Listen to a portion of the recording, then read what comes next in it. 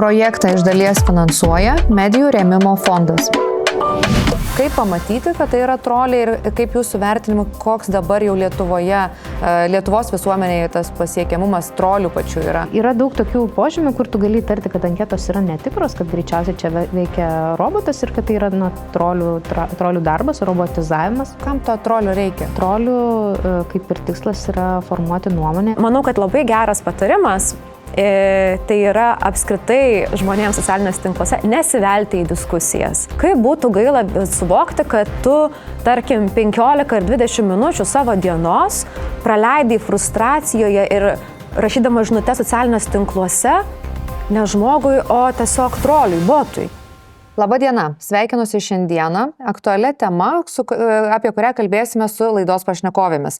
Taigi kalbėsime apie žurnalistinį objektyvumą, šiandieninės žurnalistikos problemas ir aktualijas. O pas mus studijoje yra Delfi žurnalistė Vytautė Merkytė, sveiki. Bei žiniasklaidos tyrėja, Lietuvos žurnalistikos centro vadovė, daktarė Džina Donauskaitė. Sveiki, Džina. Labadiena. Tai pradėkime nuo tokio klausimo bendrinio ir mūsų noras iš tiesų yra skaitytojams papasakoti, kaip ne tik veikia žiniasklaida, su kuo susiduria, bet ir kaip patys skaitytojai elgiasi, ką mes matome iš to.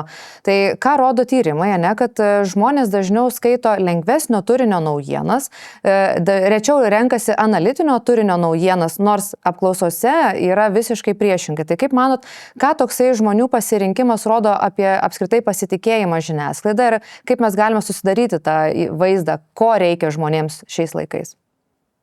Nuo jūs, Vytautė, gal pradėsim. Šiaip iš tiesų mes stengiamės analizuoti irgi patys, ką mūsų skaitytojai nori matyti, kaip jie jaučiasi, yra atliekamos fokus grupės. Ir mes dažnai patys tarpusavėje pasijuokiame, kad, tarkim, vienas iš dažnų atsakymų yra, norėtume daugiau kultūros temų. Tada tu stengiasi atliepti tą poreikį ir tu matai, kad iš tiesų tų kultūros temų galbūt iki galo ir nereikia. Bet iš tiesų tie, galbūt Džina galės papildyti ir plačiau papasakoti, bet tie Lietuvos skaitytojai vis dėlto yra daugiasluoksniai. Ir aš nesutikčiau, kad žmonės skaito tik tai tas lengvesnės naujienas. Mes matome, kad žmonės, ypač tie, kurie yra pasiruošę mokėti už prenumeratoriams skirtą turinį, jie skaito labiau analitinės naujienas. Jie tikrai domisi, pavyzdžiui, informacija, kas vyksta geopolitiniam lauke Rusijoje, Ukrainoje, Amerikoje. Tai tikriausiai tų skaitytojų tiesiog yra tam tikros skirtingos grupės, bet mes tikrai dažnai girdime tokį disonansą atvykstantį, kad kaip minėta prieš tai, kad vieni sako, mes norime šito, realybėje skaito kitą, tada kaltina, kodėl jūs rašote apie tą ir tada gaunasi, kad mes esame visi tokiam neiškiam burbulė ir pasipiktinę galbūt vieni kitais, kad jūs sakėte šitą, mes jums pateikėme šitą, jūs to neskaitote, tada kiti pyksta, kodėl jūs rašote apie tą ir gaunasi toksai, tokia įtampa gali susiformuoti. Paminėjai kultūros naujienas, iš tiesų mes taip pat su kolegomis ir aptarėme šią situaciją, kadangi čia gal irgi tokia yra tendencija, vadinkime, kai žmonių tu klausi, ką tu nori skaityti, tai taip jie iš tiesų nori pasirodyti gal net geresniais, nei iš tiesų yra, nes jeigu žmonių gatvėje paklausim, ar tu sveikai maitiniesi, greičiausiai irgi pasakys, kad taip, nors realybė gali būti visai kitokia. Bet taip, norint atliepti žiniasklaidai visuomenės norus ir poreikius, kaip čia reikėtų surasti santykį ir kaip iš tiesų ir Vytautė paminėjo, kad kyla įtampa, nes tarsi skaitytojai yra nepatenkinti gaudami vieną informaciją, o neva nori jos kitos. Tai kaip šitą santykį sukurti? Į šitą santykį, aš sakyčiau, įsiterpia ir kiti mechanizmai, kaip kad skaitomumas, paspaudimai, dėmesio išlaikymas, nes nuo to priklauso ir pačios žiniasklaidos komercinė sėkmė. Tai reikia tą elementą turėti minty, kad vis dėlto yra, tarsi tu pastebi, kad ir auditorija tavo linksta prie lengvesnių naujienų ir tuo pačiu metu tos lengvesnės naujienos tau atneša daugiau naudos, kaip komercinės naudos. Tai tada per tas silpnybės auditorijos ir per komercinį žiniasklaidos interesą tada mes turim didelį kiekį tų žinių, kurios nėra tokios gilios, kokybiškos ir panašiai. Bet reikia turėti, kalbant apie auditoriją, reikia turėti minty tai, kad vis dėlto žurnalistams tai yra darbas, o mūsų auditorijai tai yra laisvalaikis. skaitimas žiniasklaidos yra laisvalaikis tada, kada tu turi minutę kitą laisvą, tada, kada tu gali skirti, tai turbūt galbūt ir nori atsipalaiduoti kažkaip tai, ir tada tu ieškai kažko lengvesnio, galbūt to minutė kita laisva yra nedidelis laiko tarpas, kada tu turi laiko skirti žiniasklaidai, tada tu perskaitai ir suvartoji kažką greito. Ir taip, nutinka, kad dažnai ta greita naujiena ar greita žinia suvartojama, suvalgoma portale, būna lengvesnio pobūdžio, lengvesnio turinio. Tai aš sakyčiau, kad yra tai ne dėl to, kad mūsų auditorija nenori kažkokių kietų naujienų, kokybiškesnių, tokių sunkesnių žinių. Tiesiog susideda daugybė aplinkybių, kodėl tada toje ir pačioje žiniasklaidoje yra nemažai lengvo turinio ir kodėl auditorija prie jo labiau linksta. Bet aš pritarčiau Vytautei, kad yra auditorija turi poreikį ir rimtam turiniui. Tiesiog tokiam rimtam turiniui tu turi nusiteikti, pasiruošti, rasti laiko, įsigilinti ir panašiai. Bet ir tas rimtas turinys, jisai pritraukia pakankamai dėmesio. Kitas dalykas, rimtam turiniui sukurti reikia ir daugiau kompetencijų, reikia daugiau laiko, reikia daugiau resursų pačiai žiniasklaidai. Tai čia sakau, į tą santykį įsipina labai daug įvairių elementų ir čia yra ne tik tai iš auditorijos elgesio pusės, bet ir žiniasklaidos intereso pusės taip pat. Tai iš tiesų apie tą greitą tempą paminėjot, Džina, kad žmonėms reikia ir laiko, ir nusiteikimo skaityti, bet tai nėra vienintelis iššūkis. Kiti iššūkiai dar tokie patys yra svarbus ir lemiantys kaip socialiniai tinklai. Kaip jūs matot, ir čia Vytautė jau šypsaisi, koks tas poveikis iš tiesų yra žiniasklaidos darbui, socialinių tinklų ir dar tų pačių komentatorių ar net sklindančios nuomonės, kad kiekvienas gali būti žurnalistu ar net kiekvienas yra žurnalistas? Šitokia labai sėtinga tema, jinai turi kelis kampus. Vienas kampas tikriausiai yra tas, kad socialiniai tinklai iškreipia vaizdą, kaip žmonės supranta naujienų portalus. Ir dažnai, pavyzdžiui, mes kaip Delfi organizacija, vienas iš mūsų tikslų yra edukuoti, šviesti žmonės apie tai, kaip veikia žiniasklaida. Nes vėlgi yra labai daug mitų ir taip yra nesupratimas šiais laikais, kas yra žurnalistas ir kuo žurnalistas skiriasi nuo paprasto, pavyzdžiui, influencerio, videoblogerio ir taip toliau. Tai čia labai svarbus dalykas ir kai mes diskutuojam su žmonėmis šitą temą, kalbame apie žurnalistų darbą, labai galime lengvai iš jų komentarų suprasti, kur jie vartoja savo naujieninį turinį. Ir jeigu jie pasako, pavyzdžiui, tai pas jūs nėra jokio rimto turinio, jūs ten kažką neiškaus rašote, tada galima paklausti, o per kur skaitot naujienas? Facebooką. Dažniausiai atsakymas yra tada Facebookas, dėl to, kad reikia pripažinti, socialiniai tinklai ir jų algoritmas yra toksai, kad pirmumas yra duodamas tom tokiom lengvom virusiniam naujienom, šuniukai, kačiukai, kažkokia įžymybė, kažką nuveikia ir taip toliau. Tai yra tam prioritetas, tai plinta socialiniuose tinkluose ir tenai esanti auditorija, jinai realiai vartoja ir nori to turinio. O tie žmonės, kurie skaito tiesiogiai naujienų portalus, ar tai suveda tą nuorodą internetėje savo naršyklėje ar naudoja mobiliąją aplikaciją, jie kalba truputėlį kitaip ir net mes esame gavę komentarų, pas jūs tai ten tik tai rimtos temos, tik tai apie karą ir ten tą ar aną rašote. Tada vėlgi tu supranti, kad tai yra vartotojas, kuris ateina tiesiogiai į puslapį ir jis tenai jau randa naujienas. Tai vėlgi, socialiniai tinklai sukuria tą atskirtį ir vartotojai skirtingai suvokia, kokios yra naujienos. Ir tada tai yra ta skaudesnė tema. Man asmeniškai yra labai aktuali. Kaip minėjau, kuo skiriasi influenceris nuo žurnalisto, nes mes dabar turim tą situaciją, kad visi taip yra. Ir dažnai būna, pamatai, kieno nors surašyta nuomonė socialiniuose tinkluose, ilgas tekstas, apačioj komentaruose rašo žmonės, šaunus straipsnis, ačiū jums labai. Ir taip sėdi ir galvoji, bet čia nei straipsnis, čia nei buvo patikrinta informacija, tas žmogus nėra nei žurnalistas, o kiti, pavyzdžiui, rašo komentaruose, tikras žurnalistas, naujienų portalai apie tai net nerašo, tyli. Tai tas žurnalistas, kabutėse, ar ne, tai yra tiesiog žmogus, kuris išreiškia savo nuomonę su savo galbūt argumentais, galbūt tie argumentai labai gerai yra išdėstyti, galbūt jie yra prastai pagristi. Faktas, kad ta informacija yra nepatikrinta dėl to, kad jam nereikia tikrinti tos informacijos. Čia labai gerą temą iš tiesų palėtė dėl nuomonių atskirimo nuo straipsnių. Kaip žmonėms padėti suprasti, kur čia yra grėsmė, kai tu tiesiog skaitai ir galvoji, kad sulaukė 10 000 patiktukų, 10 000 pasidalymų, tai jau čia tikrai yra straipsnis, tai dar juodo ant balto yra parašyta, kaip žmonės edukuoti ir tą skirtumą ir grėsmę paaiškinti.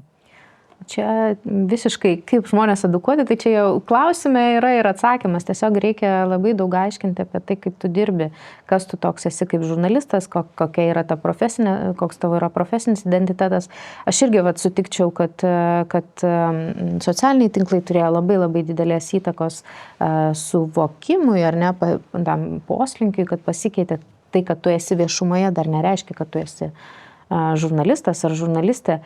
Tai čia yra medijų raštingumo iš principo klausimas ir daug žmonių yra neraštingi medijų požiūriu ir tai yra postumis ir žiniasklaidos organizacijoms profesionalizuotis, kai anksčiau nedaug žiniasklaidos priemonių turėjo savo etikos kodeksus, nedaug kalbėjo apie tai, kaip jie dirba, apie savo darbo principus, informacijos tikrinimo, kaip ir visą algoritmą, kaip kas vyksta. Tai dabar žiniasklaidai tenka užduotis pasakoti, aiškinti, kaip žurnalistas dirba, kad žurnalistas negali, pavyzdžiui, būti kažkokios politinės partijos narys, kad negali priklausyti kažkokiai organizacijai ir derinti organizacinius arba daryti kažkokių komercinių projektų ir tuo pačiu metu dirbti žurnalistinio darbo, kad žurnalistas privalo būti nešališkas, kad jisai tikrina informaciją keliose šaltiniuose. Kaip žurnalistinė informacija atsiranda ir kuo jinai, pavyzdžiui, gali skirtis, negali skirtis, o skiriasi nuo gandų, kurie yra paskleidžiami per socialinius tinklus, gana populiarių veikėjų kartais ir komentavimas. Tai iš principo čia yra medijų raštingumo klausimai ir gaila, kad dar kol kas mes medijų raštingumo dalyko neturime mokyklose, nors mokyklose visai prasminga būtų jau turėti, nes tikrai gyvenam informacinėje visuomenėje. Aš čia gal papildysiu dar, kad dažnai skaitytojai, apskritai piliečiai, labai pritariu, ką jūs pasakėte, bet apskritai net nesupranta atsakomybių skirtumo. Taip, mes turime etikos kodeksą, taip yra visuomenės informavimo įstatymas. Ir pavyzdžiui, jeigu aš kaip žurnalistė parengčiau publikaciją ir aš parašyčiau tam tikrus dalykus, kuriuos, socialiniuose tinkluose pas mus tam tikri veikėjai, kurie akivaizdžiai kartais yra net nesuinteresuoti Lietuvos demokratijos klestėjimu, jie platina tą informaciją. Jeigu aš tai parašyčiau, pavadinčiau ar net tai straipsnių, įkelčiau, aš jau turėčiau atsakomybę, mane gali paduoti į teismą kartu su organizacija, kurią aš atstovauju. Yra žurnalistų etikos inspektorius, yra dar kitos komisijos, yra visas mechanizmas teisinis, kuris prižiūri mūsų darbą.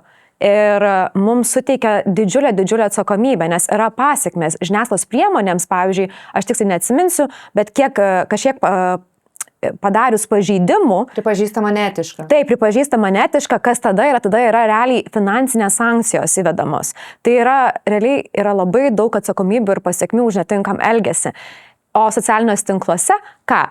Geriausiu atveju, tiksliau blogiausiu atveju, tave paduos į teismą dėl garbės ir orumo įžeidimo, bet tada mes puikiai žinome, kad jeigu pavyksta įrodyti, kad tai yra nuomonė, tarkim, tai jau ten tada kitaip yra. Žodžiu, tie ne žurnalistai, jie neturi tokios didžiulės atsakomybės ir teisinių aktų, kurie įpareigoja dirbti. Kaip manot, kiek tai paveikia iš tiesų pasitikėjimą pačią žiniasklaidą, ką įrodo Reporteriai be sienų apklausos ir pats reitingas pateikiamas Lietuvos žiniasklaidos indekso, kad mes nukritome į 14 poziciją ir visuomenės apklausos rengiamos taip pat rodo mums ne pačią, vadinkime, palankiausią situaciją, kad žmonės nepasitikė žurnalistais. Tačiau čia irgi galima paminėti, ką ir profesorius Jastramskis yra sakęs, kad reikėtų klausti turbūt apie kiekvieną vos ne ženklą ar prekės ženklą pavadinimą atskirai ir matytume kitokią nuomonę. Tačiau komentatorių, tų pačių žmonių pasitikėjimas, ar jaučiasi, kad jis yra sumažėjęs ir ką galim padaryti, kad grįžtume į tą geresnę poziciją? Ar tiesiog vėl gal nuo situacijos priklauso, kai žmogus ieško pagalbos? Aš tiesiog manau, kad tas nepasitikėjimas, tai jisai kažkada ar ne buvo labai labai aukštas ir mes dabar suprantame, kad atsirado socialiniai tinklai, žmonės gauna informacijos kitais keliais, jų yra kiti prioritetai, informacijos šaltinių yra labai daug ir tas pasitikėjimas mažėja ir mažėja vėlgi dėl medijų raštingumo stokos, galbūt dėl pačių žurnalistų praeitie padarytų klaidų. Reikėtų atsiminti, kaip atrodė naujienų portalai prieš 15 metų, prieš 10 metų. Truputėlį gėda, tikrai gėda. Aš kartais dirbu su archyvinėm medžiagom, tai pasižiūriu, ką rašė mano atstovavimas portalas, kiti portalai. Ten tikrai buvo daug geltonosios spaudos. Dabar tie laikai keičiasi, bet reikia laiko, kol žmonės supras, tai pastebės, įvertins. Ir taipogi reikia atsiminti, kad yra labai daug dezinformacijos. Ir tas dezinformacijos prisidėjimas, jisai tiesiog muša tą pasitikėjimą ir aš manau, kad didžiausias galbūt tas kritimas, bet čia yra mano nuomonė, galbūt tyrimai rodo kitaip, per pandemiją labai stipriai kirto. Už tai, kad atsirado alternatyvių informacijos šaltinių, atsirado žmonės, kurie pradėjo dalintis informaciją, tikėkite manimi, aš žinau, kas vyksta, nuo jūsų yra slepiama, žurnalistai yra melagiai, yra suinteresuoti ir tada gaunasi, kad yra didžiulė kakofonija ir kuo pasitikėti. Ir paminėsiu vieną atvejį. Kai vyko, čia kelinti buvo dabar, pakoreguosit mane 20 ar 21. Pandemijos 20. Neturiu minį protestą, tą pirmą, kuris vyko. Seimo riaušės. Taip, 21 metai. Įsivaizduokite, mes redakciją dirbame.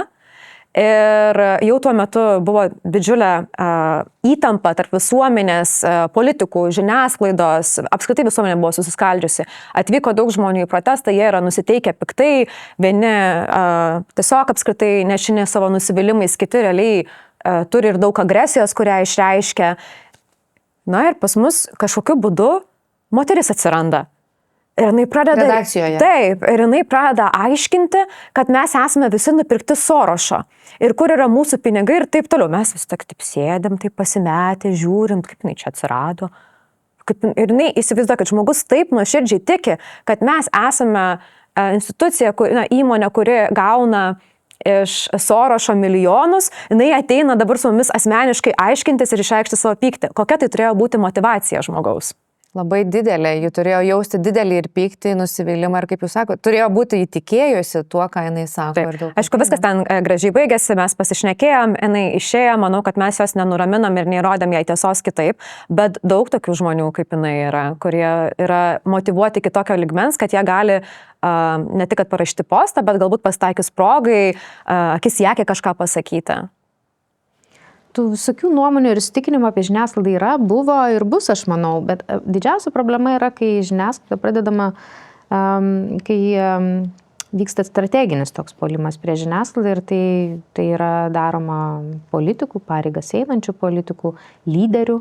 Tai šitas puolimas jis yra labiausiai žalingas ir sumišęs su dezinformacijos įvairiais veiksmais, tai tikrai kerta per pasitikėjimą. Bet pasitikėjimas žiniasklaida Lietuvoje, jisai smuko šiek tiek anksčiau negu prieš pandemiją. Per pandemiją, nors tas pasitikėjimas buvo toks, kaip ir gal ir nejautė labai didelio pasitikėjimo žurnalistai, bet skaitomumas žiniasklaidos ir populiarumas žiniasklaidos buvo aukštumose. Kriziniais atvejais, kriziniam situacijom Lietuvos žmonės, auditorija, jie atsigręžė į tą tradicinę žiniasklaidą. Tai šitą reikia turėti omeny, bet vis tiek nepasitikėjimo fonas yra gana didelis. Bet tai yra taip, kaip aš nepasitikiu, bet aš vis tiek skaitau. Aš vis tiek man tai yra šaltinis ir tas supratimas vis tiek vartoti tą žiniasklaidą yra. Tai tas nepasitikėjimas žiniasklaida Lietuvoje iki stojant į Europos Sąjungą buvo labai aukštas ir jis buvo aukštesnis negu Europos Sąjungos vidurkis. Tai čia visiems atrodė, kad čia labai yra stipri šalis ateina su dideliu pasitikėjimu žiniasklaida ir pilietiniu užtaisu. Bet iš tikrųjų tuo metu tas pasitikėjimas žiniasklaida jisai buvo dar nuo Sąjūdžio laikų išlikę sentimentai. Nes per Pakso skandalą, per Pakso atstatydinimą apkaltą, kuomet žiniasklaida labai smarkiai išsiskyrė vieni į vienus vartus, kiti į kitus vartus, buvo didelės žiniasklaidos grupės, kurios iš tikrųjų konkuravo ir kalbėjo visiškai priešingus dalykus. Ir aš manyčiau, kad tuo met Ir ne tik aš, su kolegom irgi diskutuojant, tuomet auditorija kažkaip suprato, kad kažkas čia yra ne tai, kad žiniasklaida ne visai tos tiesos ieško, ne visai siekia objektyviai atspindėti tikrovę. Ir tada pradėjo smūgti pasitikėjimas žiniasklaida ir jisai niekada neatsikūrė ir dabartinė situacija su socialiniais tinklais, su dezinformacijos kampanijom, su strateginiu politikų puolimu prie žiniasklaidą. Atkurti tą pasitikėjimą yra labai sudėtinga, bet švietimas pastangos yra toks, ilgo proceso dalykas, reikia tiesiog išlikti nuosekliems, siekiant atkurti. Šį pavyzdį, kurį paminėjot, jis man iš karto tokią mintį dar pakišo. Jeigu žiniasklaidos priemonės, kadangi jau čia išsiskiria nuomonės nušvietimo kažkokio svarbaus iš tiesų įvykio, politinio įvykio, ir jeigu žiniasklaidos priemonės deklaruotų savo pažiūras, viešai pasakytų, kad mes palaikom kažkurią, nors to negali būti, ne, kad partijos tų palaikymo negali turėti, bet Amerikoje mes matom, kad žiniasklaidos priemonės kalba vieni, ten iš tiesų matosi, kas ką palaiko, kas kaip kalba. Jeigu Lietuvoje mūsų žiniasklaidos priemonės matytume, kad, kaip ir dabar gal šiek tiek visi, kaip čia pasakyti, atsakingos redakcijos ir nušviečia, dirba savo darbą atsakingai, bet mums netrūksta alternatyvių redakcijų. Ir jeigu mes dar aiškiau žinotume, kokios jų vertybės, kokia yra jų linija kryptis, ar tai padėtų žmonėms susigaudyti ir tą pasitikėjimą stiprinti. Nes dabar vis dar yra nemažai sakančių, ir mums į redakciją skambina žmonės ir sako, kaip čia gali būti juodo ant balto parašyta, kaip gali būti, kad tai yra fake news, čia jau kalbant apie klonus ar dezinformaciją. Bet tas redakcijų parodymas, kad mūsų vertybės ir kryptis yra tokia. Aš manau, kad vis tiek vertybės vertybėmis, bet lieka faktai, ar ne, lieka kažkokie įvykiai, lieka kontekstas, kurių negalima tiesiog nutilėti. Ir kai žiniasklaida užsima kažkokiu tai nutilėjimu, vienų aplinkybių, kitų sureikšminimu, tai jau yra ne žurnalistika, jeigu yra žurnalistika, tai labai nekokybiška žurnalistika. Bet kaip Pakso atveju paminėjote, kad stojo vieną pusę ir į kitą pusę, tai kaip čia buvo? Tai kažkurie ne žurnalistai? Aš labai viliuosi, kad jeigu šiais laikais būtų tokia situacija, tai kad mes neturėtume tokio kardinalaus skirtumo. Ir aš nelabai ir tikiu, kad tai būtų įmanoma turėti tokį kardinalų skirtumą, kaip buvo tada. O bendrai, man atrodo, kad aš labai liūdėčiau, jeigu mūsų situacija Lietuvoje būtų tokia kaip Amerikoje. Dėl to, kad tenai, kaip ir Džina minėjo, yra didelių nutilėjimų. Mes galime pasižiūrėti, kaip pavyzdžiui Fox News arba Newsmax nušviečia tam tikrus įvykius ir kaip nušviečia CNN, MSNBC ir taip toliau, ir tai yra diena ir naktis. Ir kas tada nutinka? Tada atsiranda alternatyvi vieta kitiem naujienų portalam arba programėlėm. Amerikoje yra, pavyzdžiui, toks pasiūlymas, kad mes jums, štai mūsų aplikacija, mes jums surinksime naujienas, kaip X įvykį nušviečia respublikoniškos naujienų priemonės, taip, ir kokie demokratiškos. Tada mes jums suteiksime tą tikrąjį vaizdą. Tai galbūt geriau būtų grįžti tiesiog į tą bendrąjį vidurį ir ieškoti tam tikro objektyvumo ir kalbėti faktais, o ne nuomonėmis. Ir aš tikrai labai mėgstu sekti Amerikos naujienas ir labai įdomu man yra stebėti, pavyzdžiui, Newsmax arba Fox News, tai yra dvi, žiniasklaidos priemonės, kurios yra labai respublikoniškos ir labai yra ne tai, kad respublikoniškos jau, bet yra labai pro-trumpiškos. Ir štai pavyzdžiui, mes suprantame, kad JAV prezidentas yra jau pasiekęs tikrai didelį amžių ir štai būna kartais filmuojama medžiaga, kaip jisai užsimerkia ilgesniam laikui. Čia, man rodos, šią savaitę buvo filmuota, šią savaitę tai kažkada ar ne gruodžio pradžioje buvo filmuota, kaip prezidentas tiesiog besiklausydamas, kaip kalba Marco Rubio, jau truputėlį jau taip užsimerkia ir užsimerkęs yra. Tai kai buvo panašus įvykiai su Joe Bidenu jo kadencijoje, Fox News ir Newsmax aiškino, kad taigi jisai senas, jisai čia miršta, yra negerai ir taip toliau.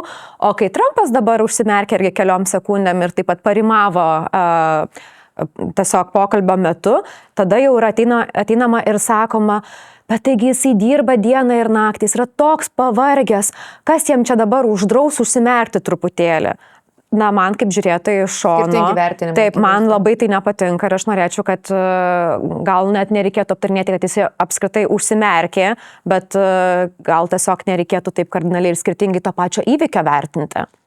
Taip, tai dar, Džina, grįžtant prie to skirtingo vertinimo, kaip ir dabar mes matome, ir Lietuvoje turėjome ir tuos panašius įvykius, tą pačią pandemiją, žiniasklaidos priemonės buvo tokių, kurie nušvietė labai savai, pavadinkime, kur buvo bendra linija visos, atrodė Lietuvos žiniasklaidos, kur mes sakėm, kad pandemija reikia kovoti, su ja reikia skiepytis, bet va tokie jautrus klausimai, kaip ir karas Ukrainoje, parodė, kad ne visos žiniasklaidos priemonės nušviečia vienodai. Tai kaip čia žmonėms reikia irgi nepasiklysti tarp to? Aš esu visiškai už tai, kad žiniasklaidai būtų kuo daugiau įvairių nuomonių ir mes ir šiandien galim matytis per socialinius tinklus, kad kartais labai autoritetingi žmonės kritikuoja žiniasklaidą už tai, kad jinai publikavo vieną ar kitą komentarą, kad publikavo kažkokią nuomonę, kuri neatitinka jų linijos arba ten kažkaip galbūt netgi jiems atrodo, kad čia yra netinkama karo kontekste arba ten kažkokia propaganda nedraugiška užsiima vienas ar kitas komentatorius, kodėl jisai ar jinai yra kalbinami apskritai. Aš manau, kad kad profesionalioje žiniasklaidoje turėtų būti atspindimos pačios įvairiausios nuomonės, nes lygiai taip pat profesionali žiniasklaida yra įpareigota neskleisti dezinformacijos visuomenės informavimo įstatymų. Tai jeigu žurnalistai sugeba sumoderuoti ir patikrinti tuos ar faktus, ar tą nuomonę sumoderuoti, pristatant ją visuomenė, iš kur jinai ateina, kodėl jinai yra tokia, tai aš manyčiau, kad tai yra gerai, nes priešingai tada mes turime susiformuojančias alternatyvius tokius įvairius kanalus, kurių net nepavadinsi žiniasklaida, tai yra tiesiog alternatyvios realybės kanalai, kurie būria auditorijas ir tada tos auditorijos jos nukenčia, jos negauna tos kokybiškos informacijos, jos gauna spekulacijas, jos gauna kažkokius tikrovės interpretacijas, bet ne profesionaliai parengtą medžiagą. Tai aš sakyčiau, kad žiniasklaida, nepaisant, jinai neturėtų turėti kažkokios vienos linijos. Geriausia yra, kuomet žiniasklaida atspindi kuo daugiau įmanoma pozicijų. Ir profesionaliai, kaip jūs sakėte. Ir profesionaliai sumoderuoja, neleidžia eterį dezinformacijos. Jeigu jinai mato, kad kažkuris pašnekovas ar pašnekovas skleidžia, naudojasi platformą žiniasklaidos, kad skleistų dezinformaciją, iš karto yra atsakas tam. Informacija yra nuolat tikrinama, užduodami klausimai, metamas galiausiai iššūkis, jeigu tu matai, kad tavo pašnekovas ar pašnekovė, kad ir kursto kažkokią neapykantą ar panašiai. Tai čia yra kaip ir atsakomybė profesionalaus žurnalisto sumoderuoti tuos dalykus, bet kad nuomonės negali būti reiškiamos platformoje, kur yra sukurta tam atspindėti, ne tik tai faktus, bet ir visuomenę atspindėti, kokia jinai yra įvairi. Tai aš manyčiau, kad tai yra vertybė ir ją reikia išlaikyti. Grįžtant dar prie dezinformacijos, Vytautė labai gerai paaiškino apie algoritmus, nes mes ir turime galimybę skaitytojams paaiškinti žmonių kalbą, kaip veikia patys algoritmai, kad jeigu tu skaitai tam tikrą informaciją, tau dažniau įrodo tą lengvesnį turinį, čia apie naujienas kalbant, bet kaip yra su dezinformacija ir trolių kiekiu, kaip jūs manot, ar visuomenė supranta, kiek jos yra, kiek to yra apskritai socialiniuose tinkluose, kiek juos pasiekia tokia informacija, dezinformacija ir kiek troliai patys veikia, kokio tai yra masto problema? Aš gal tik paminėsiu truputėlį taip, kad pavyzdžiui, senosios platformos, pavyzdžiui, Facebookas, jo algoritmas veikia taip. Tu 3 kartus sustoji prie kačiukų video, vadinasi, tau patinka kačiukai, vadinasi, mes tau rodysime kačiukus. Ir tada tavo tinklas yra tiesiog kačiukai. Bet yra TikTokas. Ir TikTokas yra tokia platforma, prie kurios dalis net ekspertų nelabai nori prisiliesti, nes tai yra jau ne jų kartos dalykas.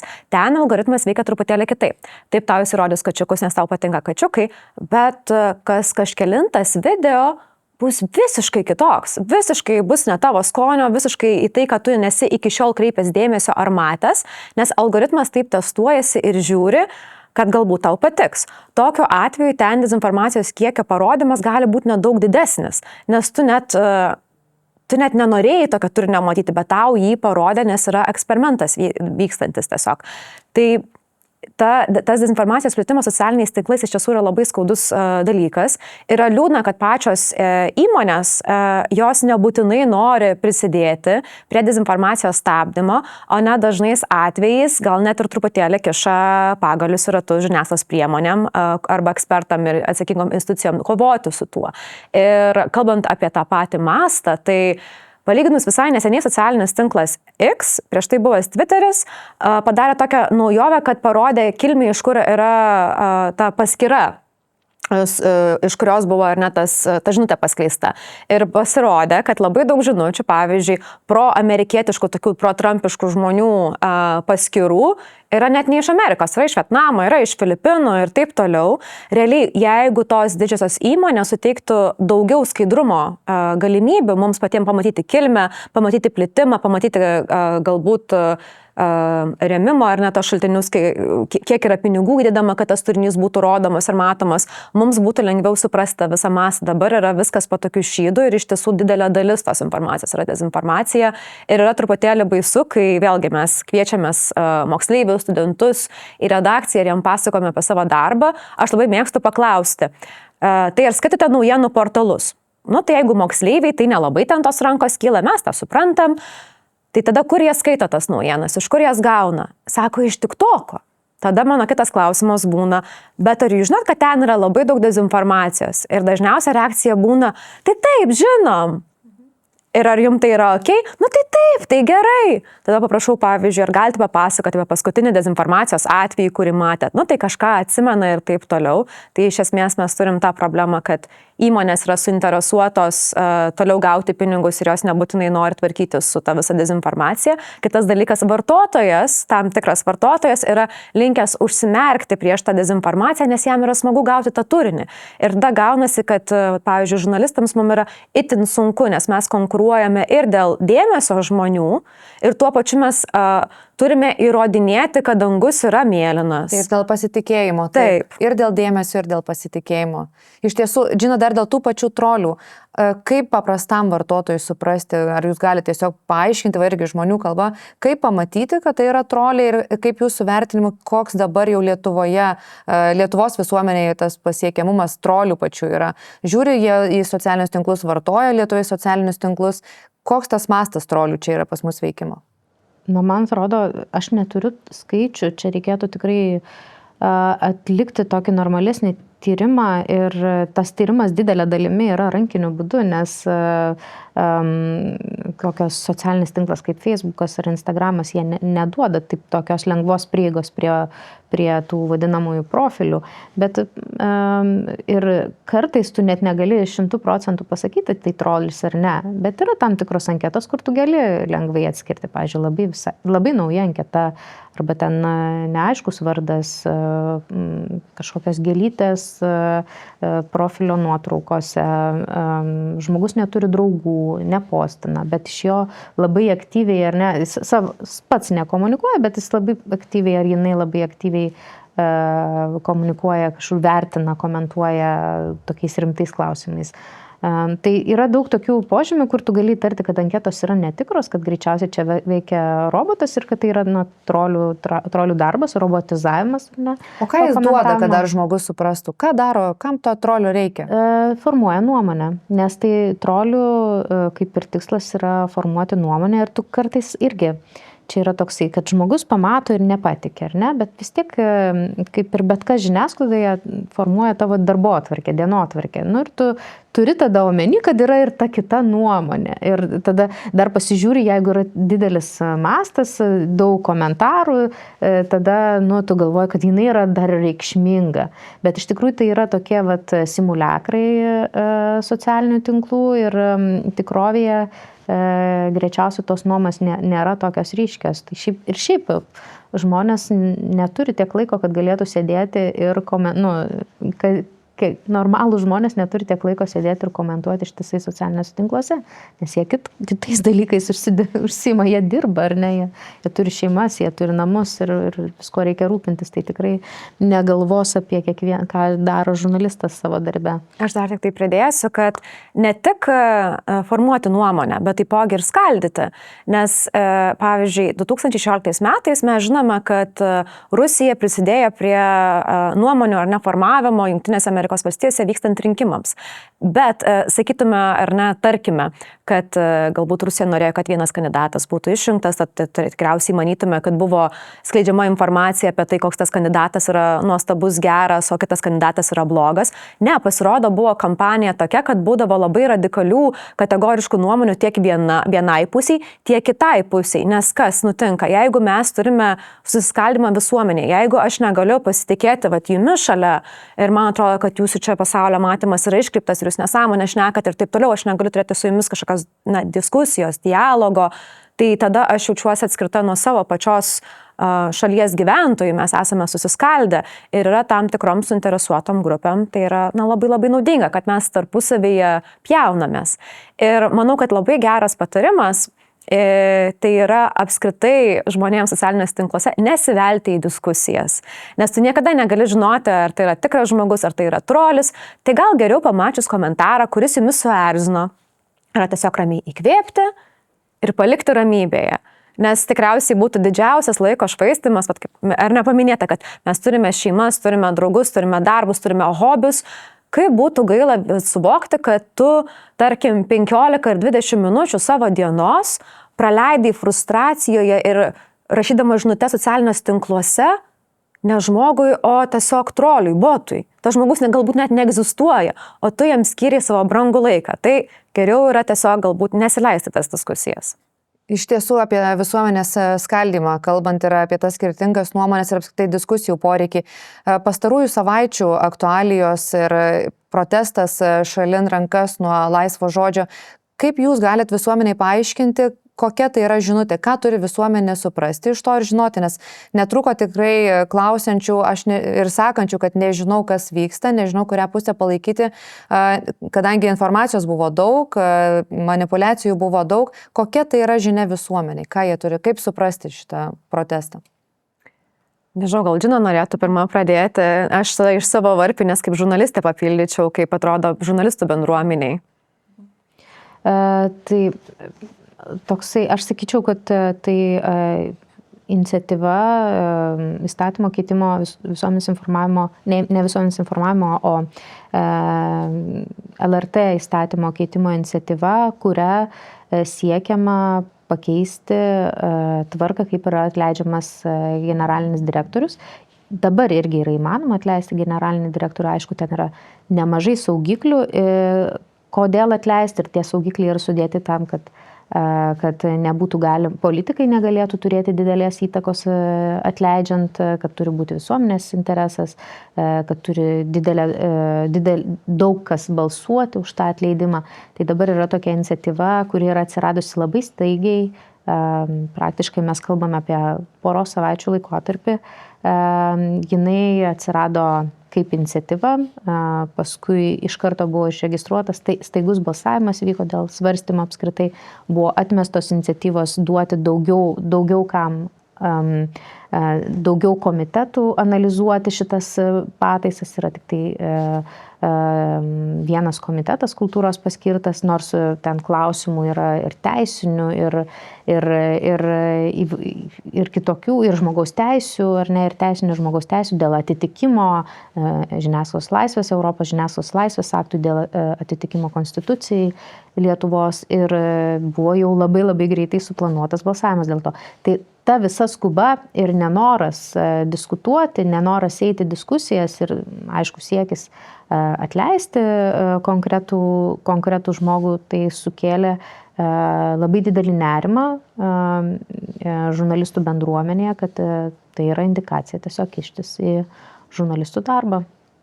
Aš gal pridėčiau, kad tikriausiai būtų sunku rasti pavyzdį, kur būtų teikiamas pataisos, kurios liestų didelę kažkokią dalį bendruomenės, pavyzdžiui, tai mokytojų klausimas, mokytojų atlyginimų klausimai, kad valdžia nesitartų ir nediskutuotų su ta suinteresuotoja puse.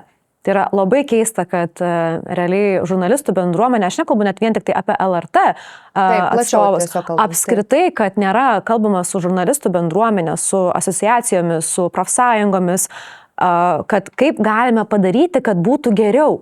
Yra tiesiog akivaizdžiai, ar ne, galbūt kažkoks planas, noras ir kitos nuomonės yra šiuo metu neaktualios ir tai iš tiesų neramina ir yra negerai, nes pokyčių. Mes manau, kad turėtume sutikti, kad apskritai LRT būtų tam tikri pokyčiai į naudą. Visą laiką yra gerai persižiūrėti organizaciją, įsivertinti efektyvumą, visus kitus dalykus. Tą reikia karts nuo karto daryti. Bet ar tikrai reikia šitaip daryti ir net nekalbant su bendruomenė, tiesiog atrodo labai pavojingai ir su klausimu, o kodėl viskas yra daroma taip greitai, kodėl negali būti tos paprastos diskusijos ramios pradžioje. Ir tikriausiai yra labai dabar tokia intensyvi situacija, viena pusė kaip buldozerių bando eiti skubos tvarka ir su nieko nenori net kalbėtis, kita pusė yra išsigandusi, yra įsitempusi ir mes šiuo metu turime tiesiog juodą baltą arba baltą juodą, kaip norite apibūdinkite, o juk geriausi dalykai ar neatsiranda, kaip mes galime padiskutuoti, įsivertinti, neskubėti, kalbėti, nesijausti, kad kažkas siekia su mumis susidoroti. Tai man tiesiog labai nepatinka šitą situaciją. Tai koks veiksmas toks yra to veiksmas iš tikrųjų. Ne, tai yra suprantama, taip. Tai kad dabar tiesiog tai, kas yra įvykę, klausimas, ar finale kas bus atomazga, tai ta atomazga tikriausiai niekam nebus gera. Dėl to, kad yra dabar tiesiog toks puolimas ir bandymas kovoti atgal, atsilaikyti. Ir kol kas, kad laimėtų žurnalistų bendruomenė ir tuo pačiu laimėtų visuomenė, tai kol kas to nesimato. Ir iš tiesų, gal čia visuomenė tokia tik tai ir žinutė siunčiama dėl pačios diskusijos, dėl to, kad reikia kalbėjimuose, kaip jūs ir paminėjot. Ir pabaigai visai, kokią Lietuvos žiniasklaidos ateitį matot? Žiūrint į grėsmes, kurias jau aptarėm, į tuos iššūkius, kurie kyla, kokia ji mūsų laukia per ateinančius 5-10 metų?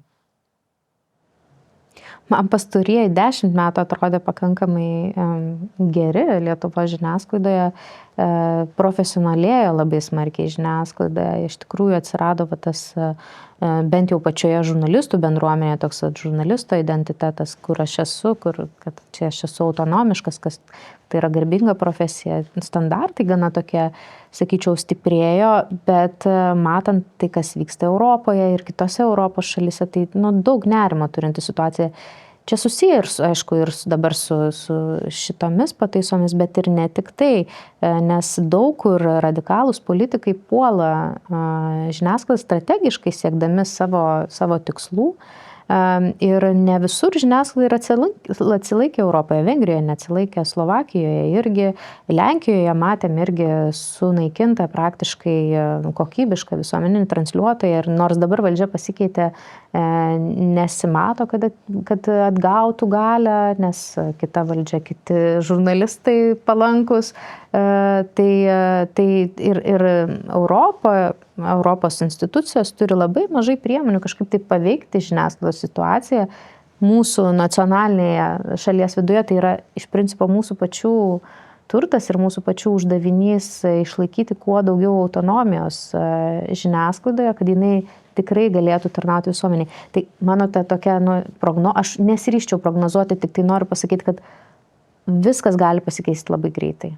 Mūsų žiniasklaidos laisvė, kurią turim, mes prieš keletą metų buvom top 10 pasaulyje kaip turintis laisviausią žiniasklaidą, tai gali labai labai greitai pasikeisti.